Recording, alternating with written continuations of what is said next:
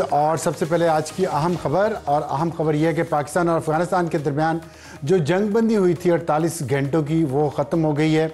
उसका 48 घंटे पूरे हो गए हैं और उसके बाद एक ख़बर आई है कि दोनों ममालिक के दरमियान इस जंगबंदी में तोसी हो गई है। और ये ख़बर दी है रॉयटर्स ने, जो बरतानवी न्यूज़ एजेंसी है, और उसने कहा है कि 48 घंटे की मज़ीद तोसी दी गई है। लेकिन साथ ही एक ख़बर और भी आ रही है कि पाकिस्तान और अफ़गानिस्तान के दरमियान दोहा कतर में मुज़ाकरात शुरू हो रहे हैं कल से, और उसमें पाकिस्तान की टीम वहाँ पहुँच चुकी है। अफ़गानिस्तान की टीम हफ्ते को पहुँचेगी। और ये भी खबर आई है कि जब तक उन मुज़ाकरात का नतीजा नहीं निकलता, ये सीज़ फायर के जो तोसी है ये तब तक की है। लेकिन इसी दौरान हम देखते हैं कि जो ख्वारिज हैं या जो दहशतगर्द हैं TTP के, इस सीज़ फायर के दौरान उन्होंने मुसलसल पाकिस्तान में दाखिल होने की कोशिश की है। और ना सिर्फ 2 दिन बल्कि पिछले 4 दिनों में इनके जो दहशतगर्द पाकिस्तान ने जो हलाक किए हैं उनकी तादाद बहुत ज़्यादा है। 108 दहशतगर्द हलाक किए जा चुके हैं मुख्तलिफ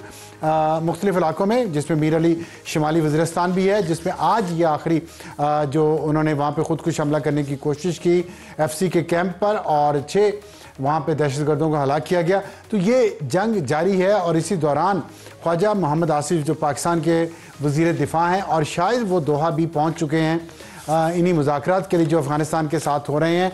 और इसी दौरान उन्होंने एक ट्वीट किया है जिसमें शायद पॉलिसी गाइडलाइन शायद नहीं है, यकीनन है, लेकिन क्या ये दोहा में भी पाकिस्तान का स्टांस यही होगा, इसका अभी तक हमें क्लैरिटी नहीं मिली किसी भी सरकारी ज़रिए से। जो उन्होंने अपने एक्स की पोस्ट में कहा है वो बहुत ही आंखें खोल देने वाला डेटा है, और मैं चाहूँगा कि आप ज़रा गौर से उसको सुने, उसके बाद मैं अपने प्रोग्राम का तारुफ भी करवाऊँगा। उन्होंने कहा कि तालिबान के 2021 से इक़्तिदार में आने के बाद से लेकर पाकिस्तान में अमन और अफ़गानिस्तान से दरअंदाज़ी के लिए हमारी हुकूमतों की कोशिशों का तफसीली जायज़ा ये है। सुने, पाकिस्तान के वज़ीर ख़ारजा 4 दफ़ा काबुल का विज़िट कर चुके हैं। काबुल के वज़ीर ख़ारजा एक बार भी नहीं आए। पाकिस्तान के वज़ीर दिफा और ISA ने 2 विज़िट किए हैं। पाकिस्तान के जो नुमाइंदा खुसूसी हैं अफ़गानिस्तान के लिए, उन्होंने 5 विज़िट किए हैं। ये पिछले 5 साल की बात हो रही है, 4 साल की। पाकिस्तान के जो सेक्रेटरी फॉरेन अफेयर्स, उनके 5 विज़िट हो चुके हैं। नेशनल सिक्योरिटी एडवाइज़र का 1 विज़िट हो चुका है। Joint coordination committee meeting 8 visit हो चुके हैं। बॉर्डर फ्लैग मीटिंग 225 हो चुकी हैं। ये तमाम डेटा उनके लिए है जो मुसलसल ये कह रहे हैं कि पाकिस्तान बातचीत क्यों नहीं करता, निगोशिएशंस के ज़रिए मामला हल करना चाहिए। ये वो एफर्ट्स हैं जो पाकिस्तान ने पिछले 5 साल में बातचीत के ज़रिए इनसे मामला हल करने की हैं। अच्छा, 225 बॉर्डर फ्लैग मीटिंग, एहतजाजी मुरासले 836। अब आप अंदाज़ा लगा लें कितने दिनों बाद एक एहतजाजी मुरासला जाता है। डिमार्चे 13 बार दिए गए हैं 4 साल में 2021 से। और इसका नतीजा हमें क्या मिला है इन मुज़ाकरात का, इन नतीजों, इस अपीसमेंट का, इनको अपना भाई कहने का, इनको अपना शहरी कहने का, जो खान साहब कहते हैं, और कहते हैं इनको यहाँ पे ला के बसाया जाए। नतीजा मिला है 3844 लोग पाकिस्तान के शहीद हुए हैं, जिसमें सिविल भी हैं, फौजी भी हैं, सिक्योरिटी के दूसरे इदारे जिसमें पुलिस है, FC, वो सब मिलाकर। दहशतगर्दी के वाक़यात कितने हो सकते हैं आपके ख्याल में? 10,347 इन 4 सालों में, और 5 साल में। और उन्होंने कहा कि हमारी कोशिशों कुर्बानी के बावजूद मुस्बत रद्द-ए-अमल नहीं आया। अब अफ़गानिस्तान भारत की प्रॉक्सी बन गया। ये दहशतगर्दी की जंग भारत और अफ़गानिस्तान ने TTP से मिलकर पाकिस्तान पर मुसल्लत की है, जो उनका मौसिन है। और साथ उन्होंने फिर आगे बताया कि काबुल के हुक्मरान जो भारत की गोद में बैठकर पाकिस्तान के खिलाफ साजिशें कर रहे हैं, कल तक हमारी पनाह में थे और हमारी ज़मीन पे छुपते फिरते थे। अब ये काबुल के साथ ताल्लुकात माजी की तरह का नहीं हो सकता। पाक ज़मीन पर बैठे तमाम अफ़गानियों को अपने वतन जाना होगा। अब काबुल में उनकी अपनी हुकूमत है, बिल्कुल है, खिलाफत है, बिल्कुल है। जो सब, अब तो मैं तो हैरान हूँ, सुर्खे इस इस्लामी इनकलाब को सपोर्ट कर रहे हैं, जो मुसलसल पाकिस्तान पर, हुकूमत पर, कौम पर, मुल्क पर दबाव डालते रहे कि आप इनके खिलाफ कार्रवाई क्यों नहीं करते, आप इनको मारते क्यों नहीं हैं। जैसे ही उनके खिलाफ ऑपरेशन शुरू हुआ, पहले पाकिस्तान कोशिश करता रहा एक पुरअमन मुल्क की तरह, और उस वक्त पाकिस्तान को तनकीद करते रहे कि मारते क्यों नहीं। जब पाकिस्तान ने मारना शुरू किया है, चाहे महमूद अचकज़ई हो, चाहे मोहसिन दावड़ हो, चाहे और मंजूर पश्तीन हो, कोई भी हो, वो सब अब पाकिस्तान के पीछे पड़ गए कि आप इनको मार क्यों रहे।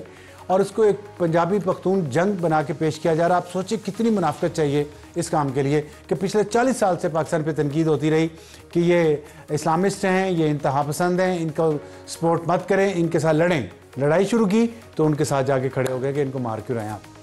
ये होती है मुनाफिकत। और इसका जवाब ख्वाजा आसिफ ने दिया है। उन्होंने कहा कि पाकिस्तान इनको जाना होगा, पाकिस्तान के साथ हमसायों की तरह रहना होगा। हमारी सरजमीन और वसाइल 25 करोड़ पाकिस्तानी की मिल्कियत हैं। 5 दहाइयों की ज़बरदस्ती की मेहमान नवाजी के ख़ात्मे का वक्त और बाकी सारी उन्होंने बातें की हैं। और ये है वो पॉलिसी जो पाकिस्तान इस दोहा मुज़ाकरात में इख्तियार करेगा, जो कल से अफ़गानिस्तान के शहर में कतर के शहर दोहा में शुरू हो रहे हैं। और कतर की दरख्वास्त पर यह हुआ है, उनके वज़ीर ममलकत बराए ख़ारजा ने ये दरख्वास्त की, पाकिस्तान से पहले भी कर चुके, पाकिस्तान ने रिजेक्ट कर दी थी, लेकिन अब पाकिस्तान इस पर तैयार हुआ है। लेकिन पाकिस्तान की कुछ शराइत है जिसका हम अपने हॉट इशू में बात करेंगे। तो अब आज के प्रोग्राम का तारुफ हमारी आज की टॉप स्टोरी होगी। इमरान खान, उन्होंने रिहाई की अपील की है, साथ ही तसादम का रास्ता भी इख्तियार किया है। और उसकी वजह यह है कि अफ़गान रेफ्यूजीज़ पे उनका एक ट्वीट आया है। उन्होंने कहा कि वो उनको नहीं जाना चाहिए था। उन्होंने सुहेल आफरीदी को मुबारकबाद भी दी है खैबर पख्तूनख्वा का वज़ीर आला बनने पे। और साथ उन्होंने वो वाक़यात गिनवाए हैं जिसको फेक न्यूज़ कहा जा रहा है, लेकिन उनके ख्याल में वो सच है, जिसमें 9 मई है, जिसमें 26 नवंबर है, और जिसमें आज़ाद कश्मीर का वाक़या और मुरीद का वाक़या भी है। और लेकिन दूसरी तरफ जो सुहेल आफरीदी हैं, उन्होंने कहा कि जब तक इमरान खान से गाइडलाइन नहीं लेते, ये अवाम के मैंडेट की तौहीन है कि मैं इस मीटिंग में बैठूं जो आज हुई है इस्लामाबाद में, जिसकी चेयरमैन जिसके मीटिंग के थे प्राइम मिनिस्टर शहबाज शरीफ। उसमें तमाम सूबों के वज़राए आला थे सिवाय खैबर पख्तूनख्वा के, और आज़ाद कश्मीर के वज़ीर आज़म भी थे, गिलगित बल्तिस्तान के वज़ीर आला भी थे। लेकिन सुहेल आफरीदी नहीं आए ये कह के कि मैंने तो खान साहब से गाइडलाइन नहीं ली। वहाँ पे सवाल ये पूछा गया कि क्या खान साहब से आपने सनम जावेद की रिहाई के लिए और उसकी रिपोर्ट लेने के लिए गाइडलाइन ली थी, और अगर ली थी तो कब ली और कैसे ली? क्या खान साहब ने आपको सनम जावेद के लिए तो दे दी गाइडलाइन, लेकिन इतने बड़े अहम इशू पे जिसमें मुल्की सलामती इन्वॉल्व है उस पर कोई गाइडलाइन खान साहब ने भी नहीं दी, और आपने भी उस पर खुद फैसला नहीं किया जैसे सनम जावेद के उस पर किया है। तो हैरानगी वाली बात है कि क्या प्रायोरिटीज़ है सूबा खैबर पख्तूनख्वा के वज़ीर आला की। और इस पर हम बात करेंगे अली मोहम्मद खान साहब, जो रुकन कौमी असम्बली हैं और रुकन है पोलिटिकल कमेटी पाकिस्तान तहरीक इंसाफ के। और हमारा आज का हॉट इशू होगा वफाक और खैबर पख्तूनख्वा आमने सामने और अफगानिस्तान के साथ जो इस वक्त बातचीत हो रही है उस पर। और इस पर हमें ज्वाइन करेंगे इफ्तिखार फिरदौस, जो बानी एडिटर हैं खुरासान डायरी के, और उनसे पूछेंगे कि जो इस वक्त ये सिचुएशन चल रही है और जिसपे मुजम्मल असलम को भेजा गया मीटिंग अटेंड करने के लिए आज इस्लामाबाद में, जिनकी कोई कानूनी हैसियत नहीं है, वो पिछली काबीना में special adviser to the chief minister थे, वो काबीना ख़त्म हो गई, घर चली गई, उनके पास कोई ओहदा नहीं है, तो वो इस मीटिंग में बैठे कैसे बगैर ओहदे के? उन्होंने हल्फ नहीं उठाया हुआ अब तो कोई भी, वो पिछला हल्फ था वो गया। तो अब ये वफाकी हुकूमत के लिए भी सवालिया निशान है, कैसे बैठने दिया किसी ऐसे आउटसाइडर को जिसने हल्फ नहीं उठाया हुआ। और उस मीटिंग में ज़ाहिर एक सेंसिटिव मीटिंग थी, उसमें बड़े अहम इश्यूज डिस्कस हुए हैं। तो दोनों तरफ पे ये एक सवालिया निशान है। और हमारा आज का एडिटोरियल होगा जत्थों की सियासत, पंजाब हुकूमत का अहम कदम।